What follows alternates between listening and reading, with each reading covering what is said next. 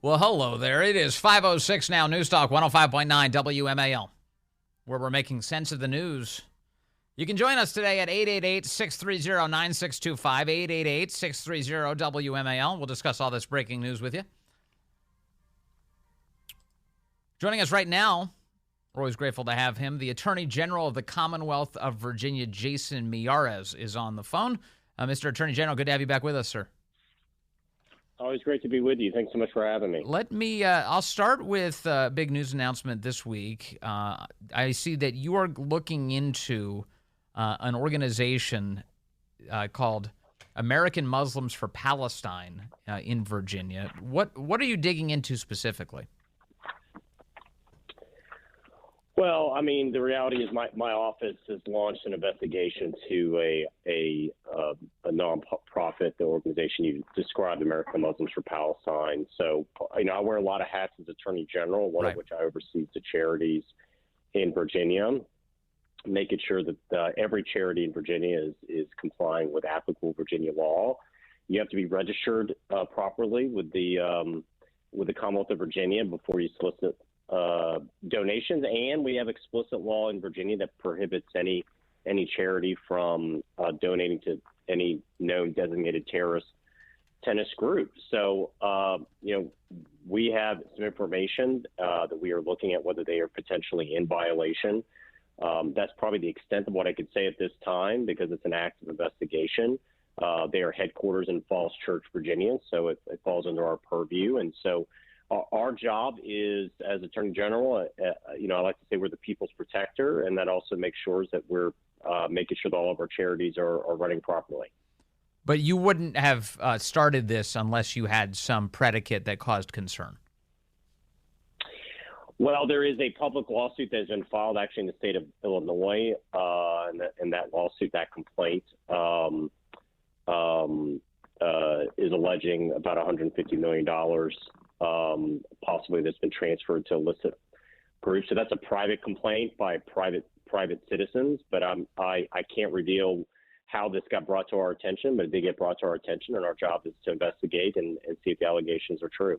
Sure. Okay. Got it. I guess the point I'm trying to make is that you don't just start things on a whim. The Attorney General's office. There's got to be some meaningful predicate for you to investigate a nonprofit group. Absolutely. No question. No question. Absolutely. Let me move things to Loudoun County now. We are seeing a bunch of reports this week, courtesy made public to us by the Loudoun County Sheriff's Office, Sheriff Mike Chapman, that at just one high school, there have been so many students in just the last 3 weeks. The last I checked, it was 8 or 9 who've overdosed on fentanyl. The belief is typically not that they were trying to consume fentanyl. They thought they were consuming some other drug that was laced with fentanyl. But that's just at one high school in Virginia. Give me a sense of your concern about this issue and what can be done to address it. Well, it is sky high. I mean, for years, the number one killer of teenagers in Virginia and nationally were automobile fatalities. Now it's overdoses. And what the cartels are doing is committing chemical warfare against Americans. Enough fentanyl is crossing our southern border to kill every man, woman, and child in America more than twice over. Close to 60% of the illicit drugs by that I mean counterfeit pills like Xanax, Percocet. Over 60% of them have fentanyl actually laced into them. So somebody is at a party or they're at a school and somebody's telling them, hey, take this is Percocet or a Xanax. It's actually not.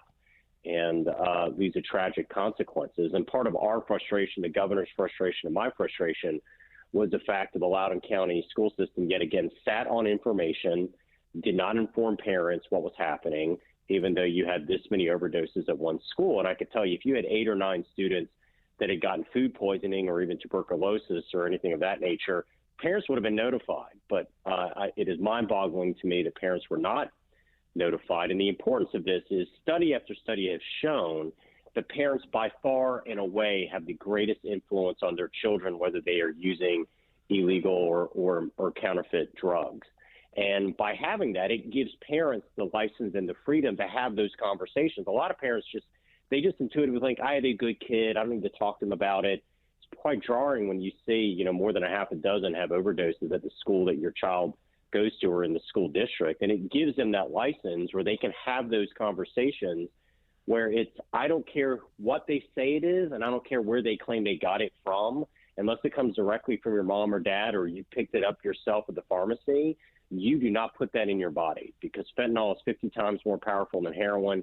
It is everywhere. It's why we see so many overdose right now in the United States. And so that's part of my frustration is I think one of the first kind of rules in government is transparency. And parents, more than wanting their child to have a good education, they want the child to just be safe. And the lack of transparency, I think, is why so many parents and elected officials like myself have been just bewildered by some of the decisions. Absolutely. And so now we have all these students who, by the grace of God, survived the fentanyl that was in their system. I would presume that the next step is to talk to them, figure out where they got this in the first place, who delivered it to them, what other friends may be pursuing the same stuff, and also what was the communications medium by which they found all of this stuff. That includes, was it TikTok, was it on Facebook, or whatever. Do you think that are you satisfied that those efforts are underway to protect these kids? Well, I mean, I know Sheriff Chapman is a professional, and I fully expect there's conversations like that happening. But, there's a window here that every day that goes by after an overdose or people aren't able to ask those questions is a day that it gets harder and harder to solve oftentimes these cases. And the origin of this is this unholy alliance where so many of the chemical precursors that they use in fentanyl is being shipped from China to Mexico, and the drug cartels are then using those to manufacture fentanyl. And it used to be that if you had a distribution network, you needed lots of land, you needed good weather, and you needed a distribution network for your product. Well, now you just need the right chemicals. You don't need acres and acres of land. You don't need good weather for the poppy seeds or whatever the illicit drugs to grow in. You just need the right chemicals. And so they are able to manufacture fentanyl at a quantity that is simply mind-boggling. It's staggering. And it's one more reason why when the governor and myself have been begging the General Assembly to give law enforcement the tools to charge these dealers with felony homicide, which keeps dying on a party line vote in the General Assembly because Democrats are against anything that enhances penalties for any criminal behavior, even criminal drug dealers that are poisoning our kids. It's unconscionable. So I know there's conversations happening. I know the governor has directed the school districts to inform parents. I think there's going to be legislation to codify and require it under the law. It's ridiculous that we have to get a law to have the school districts do something that is just basic common sense. And I think that's why so many people have gotten frustrated with what they've seen in Loudoun, is that it seems like common sense isn't very common right now. It's absurd. It's absurd. And it's so dangerous. And someone's going to lose their life because of all of this if things don't get cleaned up quickly.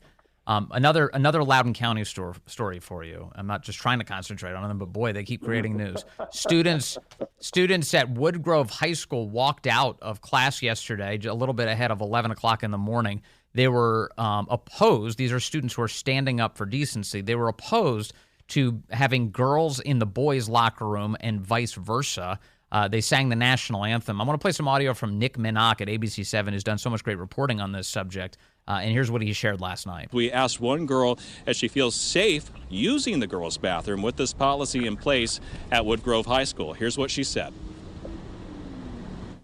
I stopped using them because I don't know what's going to happen to me in there.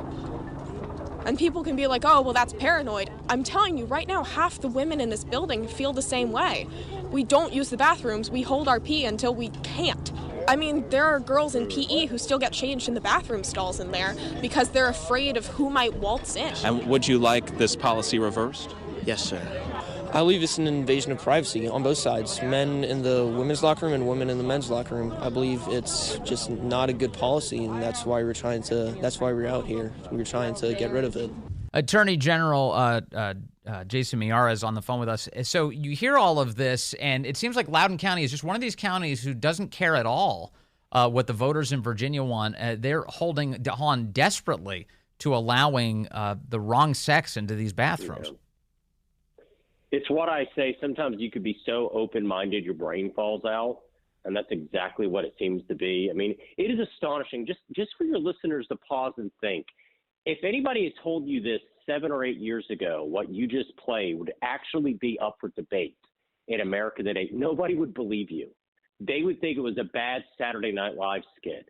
But that is where our political discourse has and our policy has moved, where you literally have elected officials that should be protecting our kids and protecting our female students, pushing back on this, novel idea that you don't allow biological males to play on women's sports team and in the locker room, where, it is such a gross invasion of privacy.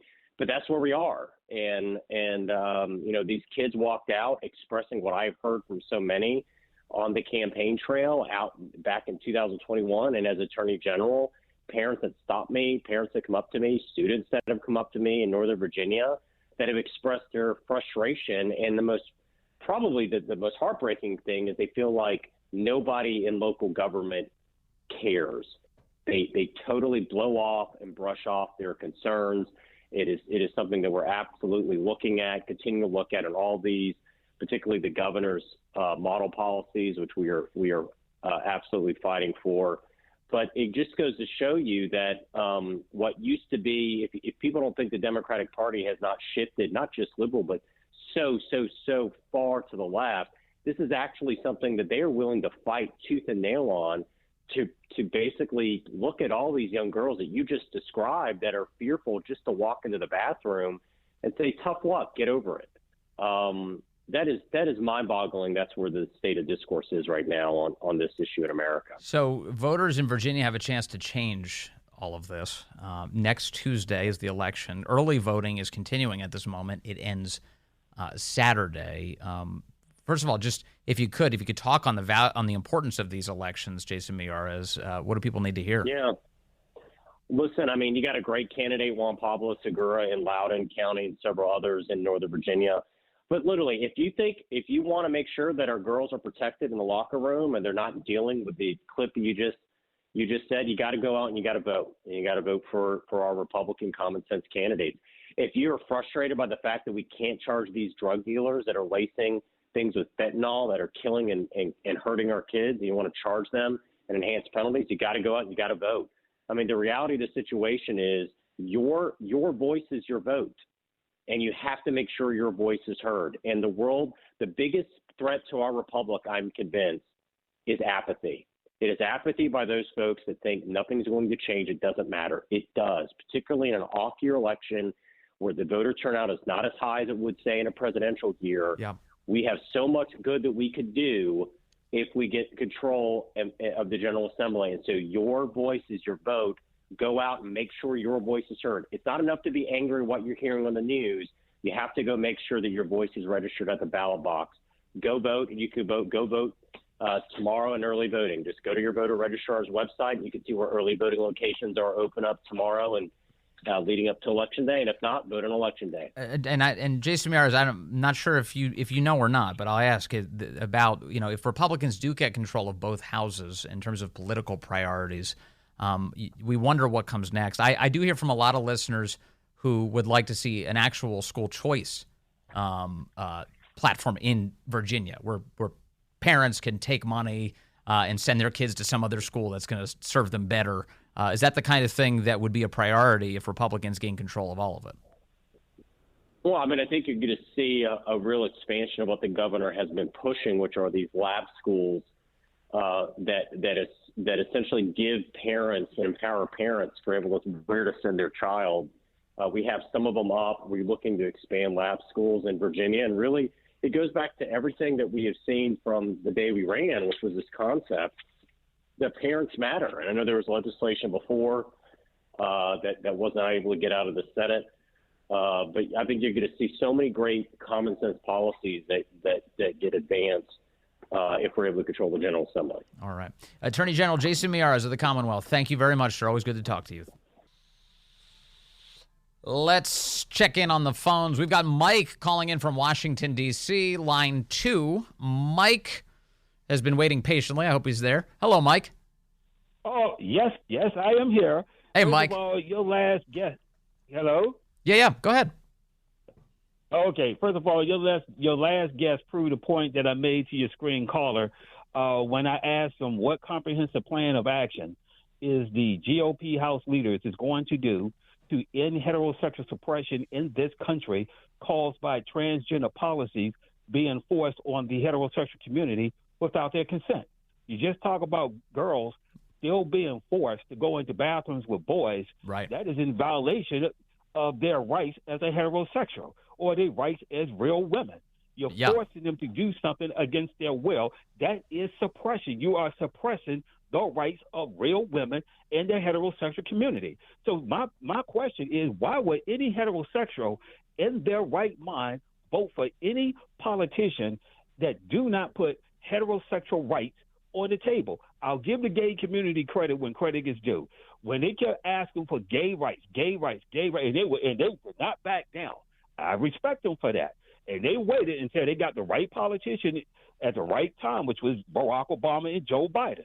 That was smart what they do. The question is, why is it that the heterosexual community do not do the same thing? When a politician come up to you, are you for heterosexual rights? Yes or no? Okay, you're not. The next one, are you for heterosexual rights? Yes or no? Man, I'd love to see. I'd love to hear the answer to that question. Mike, you got to get a video of yourself asking that question to somebody. That's good, because you know what would happen? They would stop dead in their tracks. They're like, I don't even know how to answer this question. It would break their brains. Heterosexual, they don't deserve rights. What do I say to this guy? Mm-hmm. Yeah, you're absolutely right about that. That's why I say if they don't want to do it, vote for somebody else that will. Yeah. Amen. Hey, Mike, thank you for the call, as always. Mike's, he's one of these guys. He's like, let's get the Overton window back over to normalcy. How about that? It's just like, let's just shove it. Hey, what do you think of heterosexual rights, Congressman? That's a layup. That's like, yeah, everybody should have rights. Hey, don't be a bigot. Don't you say everybody should have rights. I'm talking about heterosexual rights. We live in bizarre times. We really do. More of your calls ahead and more breaking news ahead here on the Vince Coglianese Show. Hey, good afternoon to you. It is 5:35 here at News Talk 105.9 WMAL, where we're making sense of the news. You can join us today, 888-630-9625, 888-630-WMAL. If your car gets stolen, will you be able to find it? D.C. Mayor Muriel Bowser and the Metropolitan Police Department this week have a pilot program that they announced yesterday morning. I'm reading here from ABC7. To provide some district drivers with free tracking tags for their vehicles. If your car gets stolen, you can hunt it down. We can't stop the car thieves, but we can make recovering your destroyed car a little bit easier for you. The tags, more commonly known as an Apple AirTag or tile trackers as well, will assist Metropolitan Police in locating and recovering missing or stolen vehicles. According to the release, residents in areas with the highest reports of carjackings will be eligible to receive tracking tags for their vehicles during 3 separate distribution events. Interested residents will be required to show proof of residence within those areas to qualify, officials said, those police surveillance areas. So there's that. You know how these AirTags work? They locate off of other Apple products. That's the way they daisy chain off of random Apple products. So we throw one. I have one I keep in my luggage just to make sure it actually makes it to the plane. So I'll throw it in my carry-on, or not my carry-on, but my checked bag, and we'll be sitting on the plane waiting for the plane, as we're just sitting, the door's still open, and I'm checking where's my luggage? Oh, yeah, it's on the plane. My wife's a little bit more obsessive about this than I am. She's like, is the luggage here? Is the luggage here? You want to make sure it actually goes with us. But you can see where it is. You can see that, okay, it's still sitting, waiting to be carted over. Or no, it's beneath us. It's literally on the plane right now. It's here. We're good to go. And it's a cool technology. They say it's like encrypted and private, but your phone, if you have an iPhone, is helping with locating other people's AirTags. So if people have AirTags and they drop their keys and they've got an AirTag on them, if you walk by where their keys are, that AirTag will route through your phone and go, and it'll notify the other person, hey, your keys are over at this spot. It's a cool technology. A little weird, though, that we're all helping each other out in that way, in a way that nobody really asks you if you want your iPhone helping with this location process, but that's how it works. Although one of the cool things about the AirTags is that if one is following you around and it's not yours. These days, Apple will give you a notification. Hey, just so you know, an AirTag's kind of hanging out with you right now, and it's been following you for the last, few miles.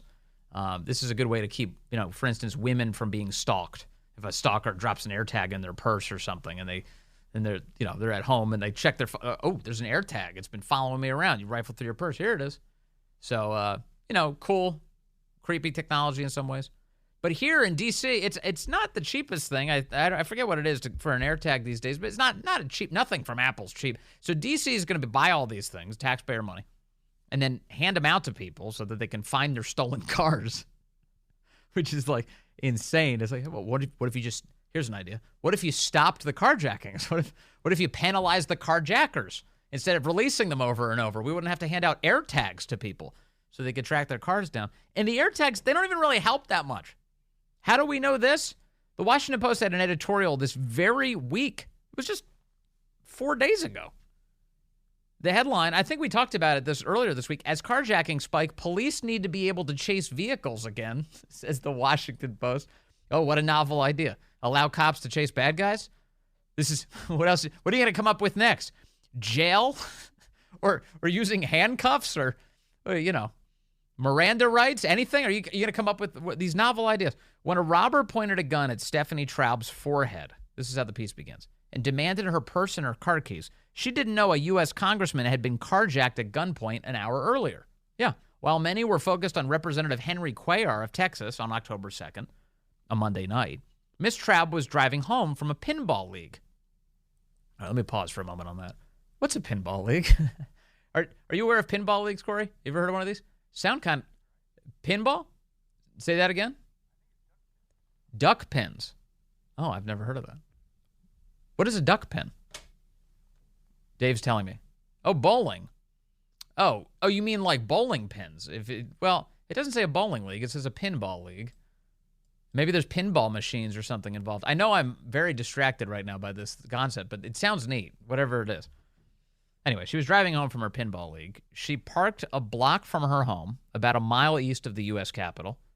She had never feared for her safety before, but something felt off when she exited her vehicle, and then she heard another car door slam nearby. Then the gun was in her face. Ms. Traub handed over her belongings, as one might when a gun's in your face. The gunman ran to her car and sped away. So he steals her car, steals her belongings in her car at gunpoint. She calls 911, and D.C. police arrive swiftly. Ms. Traub had an Apple device inside of her 2008 Honda SUV that enabled her to track it. That would be an AirTag. That's what she's doing. She sat on her front stoop with her laptop and 3 D.C. police officers looking over her shoulder as she watched the carjacker's location around the city. "Aren't you going to go get him?" Ms. Traub asked. "We can't pursue," she recalled the officer telling her. So even if you have the AirTag in your car and the thieves make off with it, the best you can hope for is the cops are all going to stand around and stare at your screen with you as you watch your car be carjacked.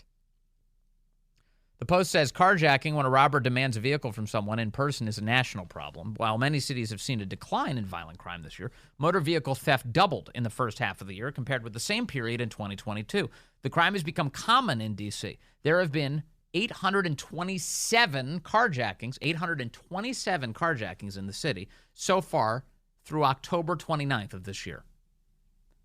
At this point of the year, the district has now doubled last year's number and has 6 times as many carjackings as in 2019. Thanks, Joe Biden. The worst place in the city for carjackings is the D.C. Police Department's 6th district, that's east of the Anacostia River. The second worst is the 1st district around the Capitol. That's what happened. This is a third world problem. When you're right near your nation's Capitol building is the worst crime in your country, you're now officially third world. That's it. The carjackings against both Ms. Traub and Mr. Cuellar occurred there. The police have not yet caught Ms. Traub's carjacker, as is often the case. She blames D.C.'s no-chase policy for police. The district had effectively banned police chases earlier this year as a part of a national trend in recent years to prevent often fatal pursuit-related crashes. Give me more numbers on that, by the way. Often fatal pursuit-related crashes? So normally when cops chase bad guys, it ends in a fatal situation. Is that how it works? I don't think so. I highly doubt this. DC's ban went too far, the Post says. Again, this is their editorial board. They're opining on the subject. As violent crime in the city surged, the D.C. Council passed emergency legislation this summer to adopt a slightly more permissive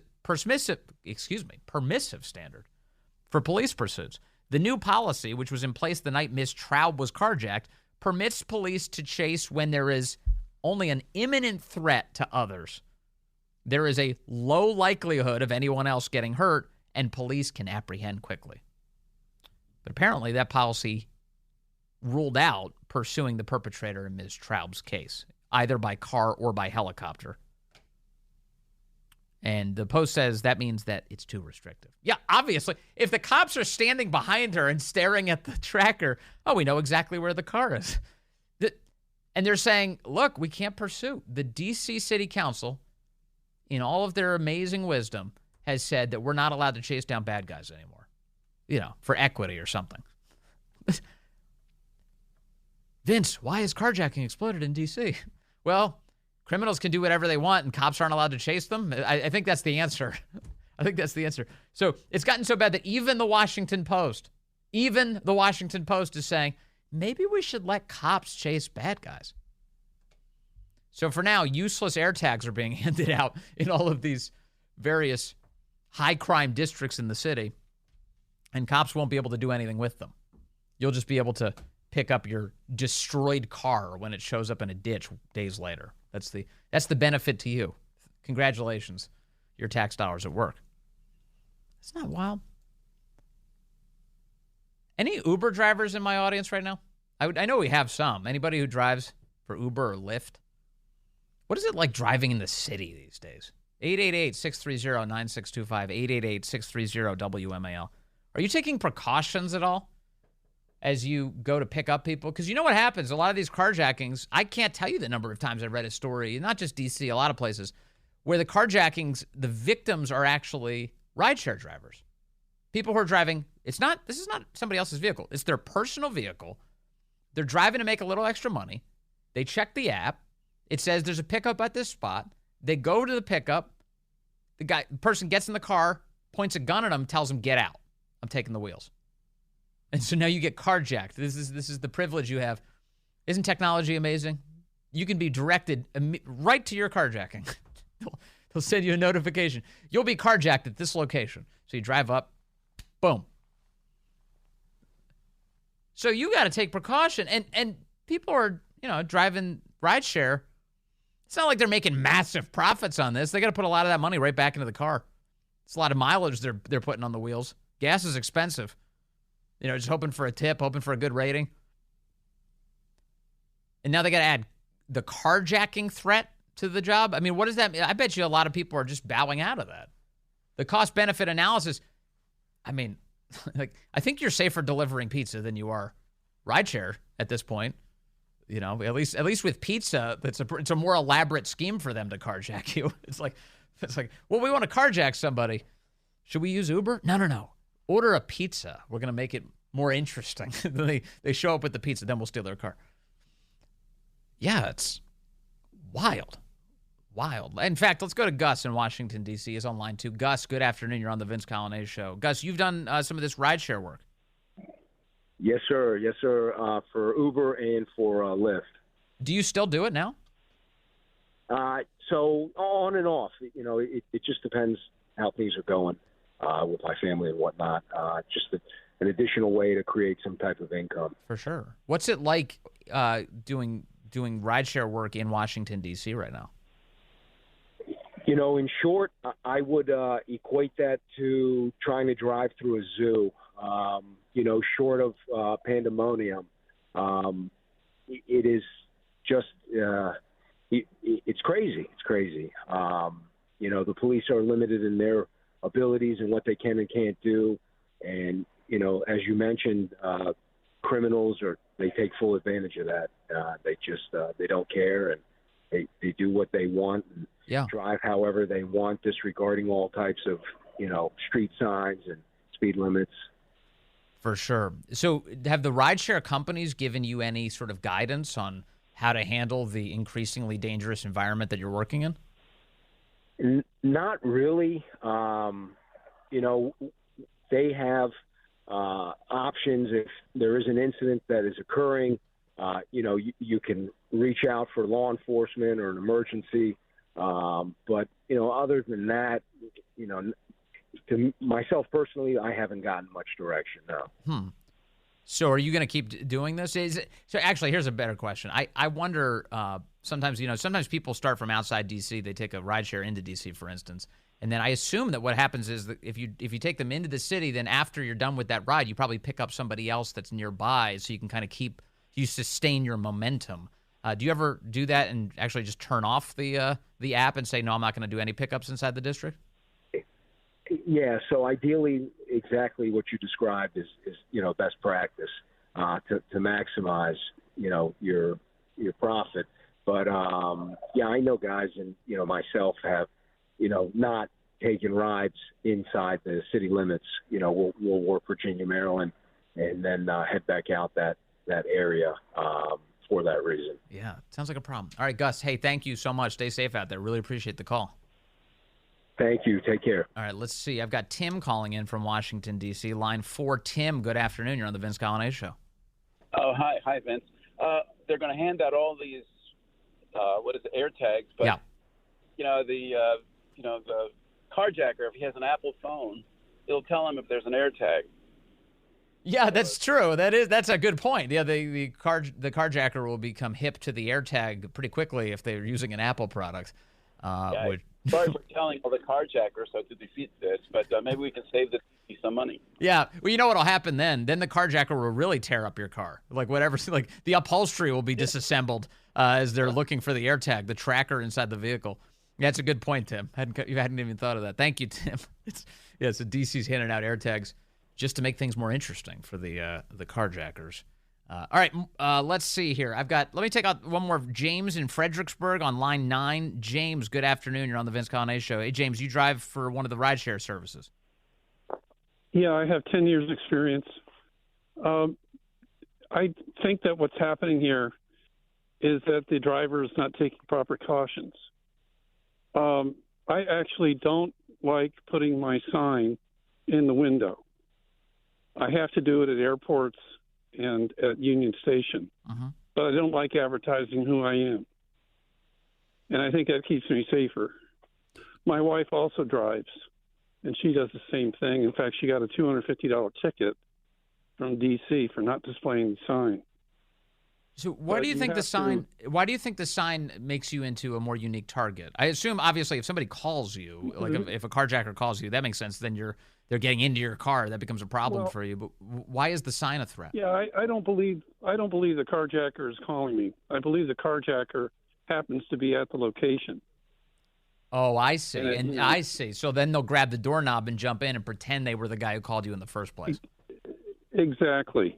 Yeah, well, that makes a lot of sense. I've had a number of people who've gotten in the car who weren't my rider. Yeah, they weren't my rider. So that's wild. I had somebody climb into my car once who thought it was a rideshare. Like literally, I'm just sitting at a stoplight and somebody climbs in the back seat. I was like, "What are you doing?" It's like, "Oh, I thought this was the rideshare." I was like, "You can get the hell out of my car." This is. I don't even know why my doors were open. Actually, now that I think about it. Hey, James, thank you for the call. Stay safe out there. But that's an excellent point. I imagine that not a lot of these.